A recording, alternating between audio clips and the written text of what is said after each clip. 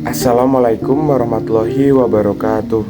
Perkenalkan, nama saya Muhammad Ulum dengan NIM 232180218 dari kelas PGSD 4F.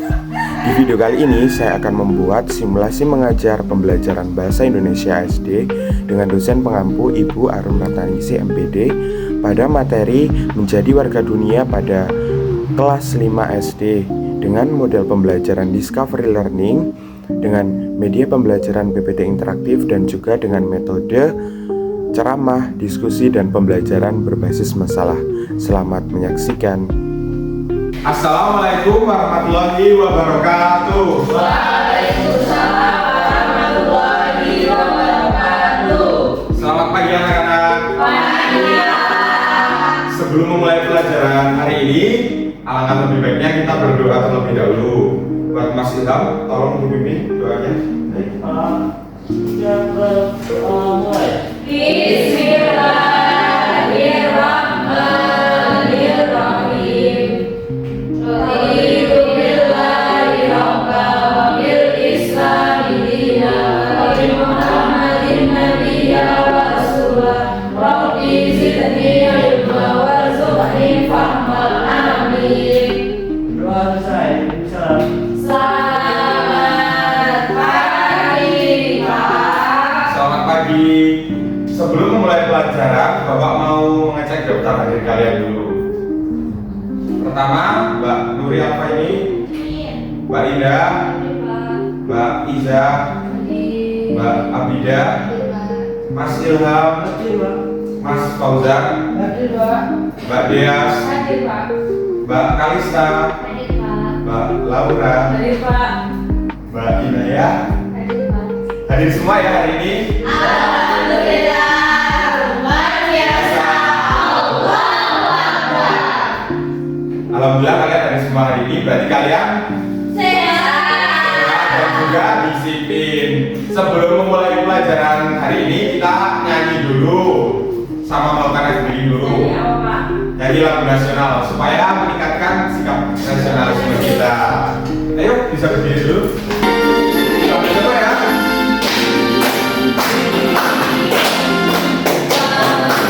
Kau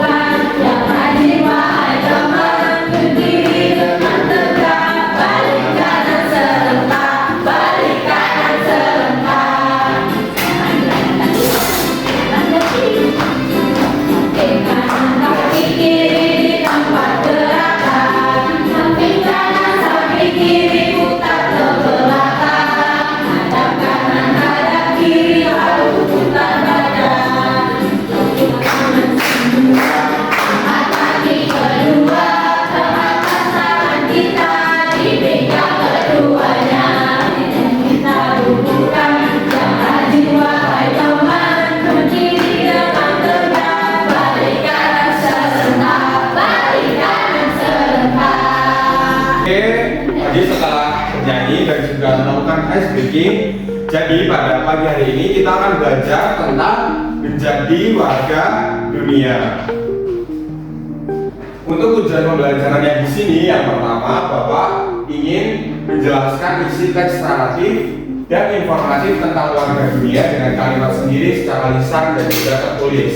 Kemudian yang kedua, menganalisis informasi penting, kosakata baru, dan pesan moral yang terdapat dalam teks melalui diskusi kelompok. Diperhatikan dulu ya, Pak Laura sama Mbak Inaya, jangan banyak bicara dulu. Bos, Jangan baru saja nyanyi, masa mau nyanyi lagi? suka. Terus yang ketiga, menulis paragraf yang memuat pesan moral dan nilai positif berdasarkan informasi yang diperoleh dari teks tadi. Selanjutnya, Bapak di sini ada pertanyaan nih. Pernahkah kalian bertemu teman dari daerah lain? Nah, Mbak Inaya pernah bertemu teman dari daerah mana? Afrika. Afrika. Kalau dari Afrika itu orangnya kayak gimana? Tinggi. Hitam.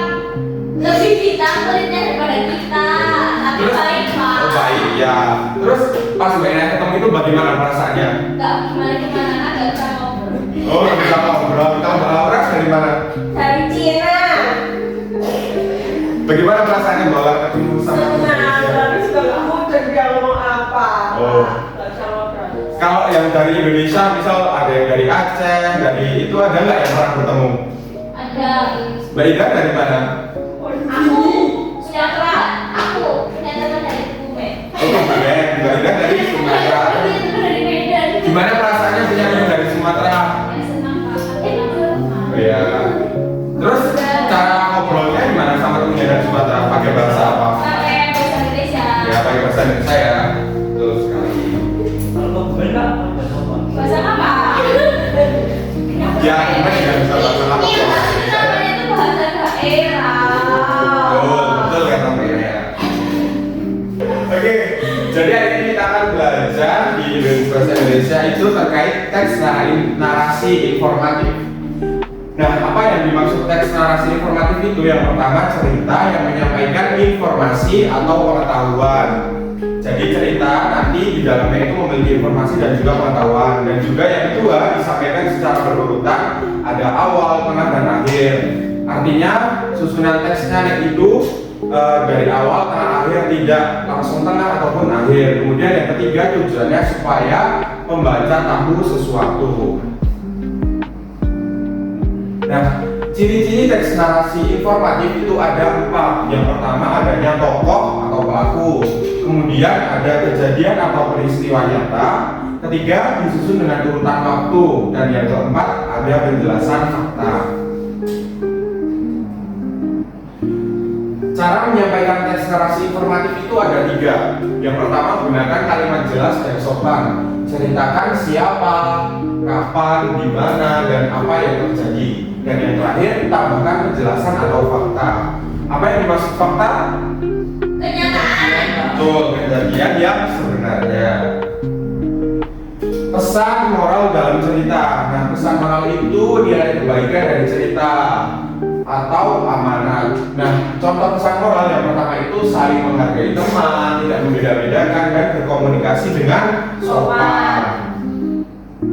Sikap bahasa yang santun saat menulis atau bercerita teks narasi itu yang pertama menggunakan kalimat 3 kalimat ajaib. Ada apa aja? Terus tidak mengejek teman. Yang ketiga bersikap ramah dan menghormati.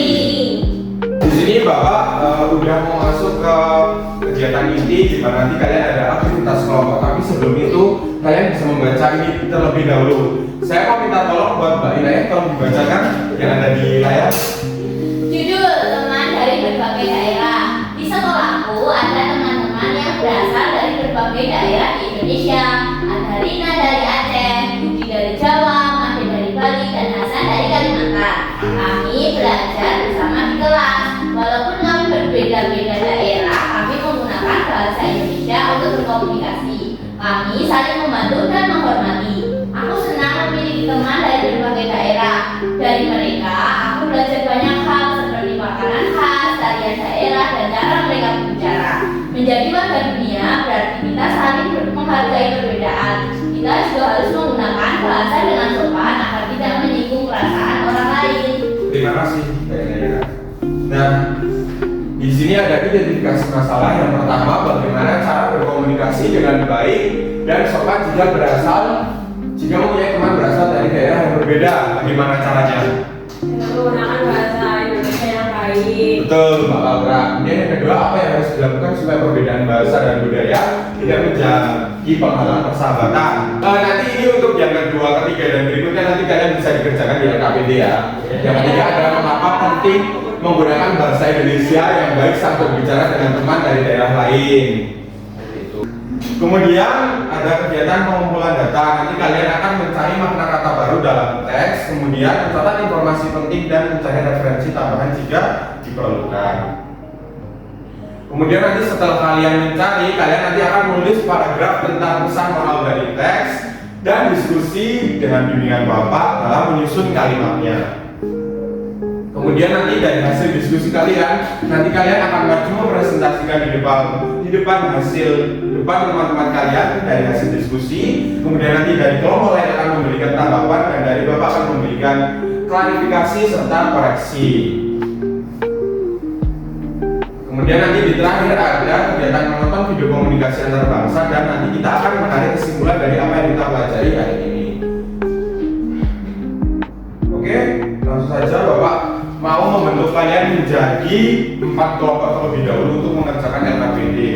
Pertama ada Mas Ilham, Mas Fauzan dan Mbak Deas. Kemudian kelompok 2 ada Mbak Afidah dan Mbak Iza. Kelompok 3 ada Mbak Karisna, Mbak Laura dan Mbak Indah. Dan kelompok 4 ada Mbak Nuri dan Mbak Inaya.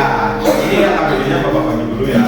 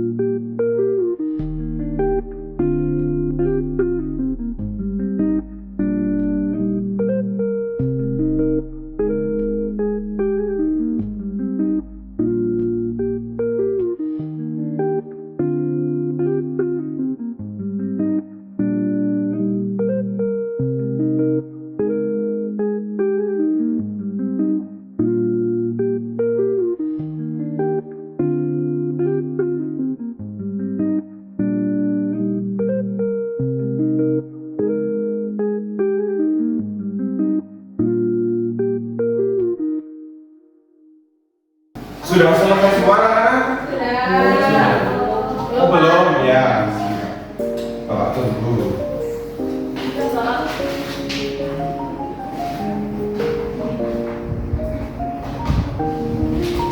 Sudah selesai semua? Sudah. Ada yang mau maju terlebih dahulu? Oh, silakan silakan. Ada kelompok berapa? Satu. Silakan kelompok 1 maju terlebih dahulu.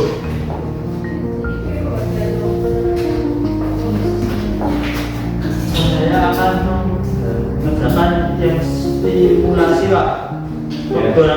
membuat kita kuat. Tugasnya yaitu tandai kosakata baru yang telah dalam tulisan di bawah ini. Kosakata barunya adalah persatuan, keberagaman, toleransi, kerukunan,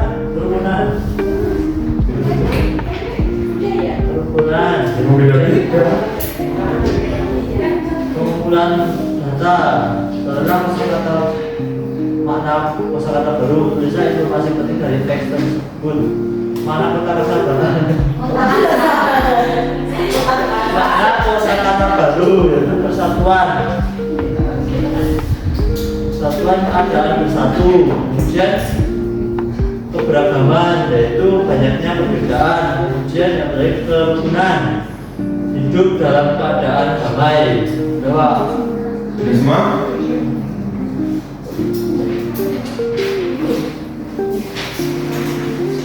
Kemudian pengolahan data, sudah satu paragraf yang menjelaskan pesan moral dari teks paragraf pesan moral. Kita harus menjaga kerukunan dan saling menghormati perbedaan agar tetap bersatu. Kemudian generalisasi yaitu kesimpulan yang kalian tarik bersama. Kami dari nomor 1 menyimpulkan yaitu dengan saling menghormati kita dapat hidup damai bersama. Dua. Nah itu presentasi dari kelompok 1. Nah dari kelompok lain kan kita kasih apresiasi dulu, kita kasih tepuk. Wow. WOW. Yuk 1, 2, 3 dikasih apa? Dikasih B, kasih O, kasih B.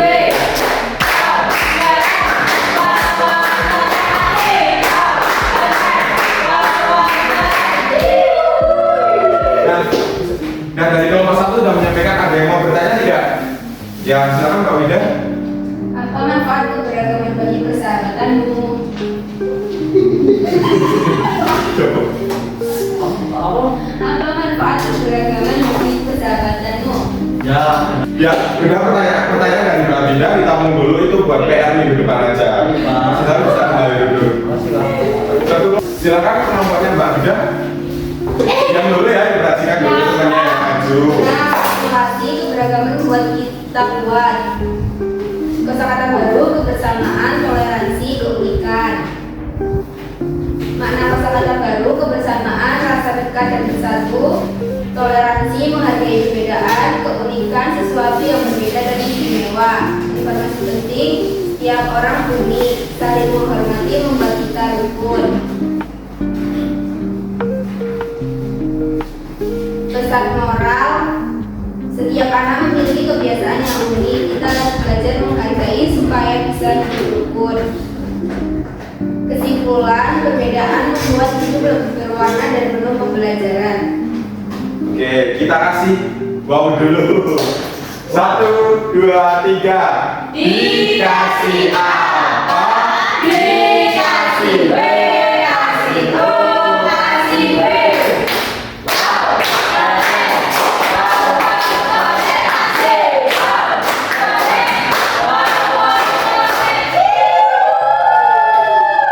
Buat kelompok 2, apakah dari teman-teman anak-anak ada yang mau menanggapi atau mungkin bertanya?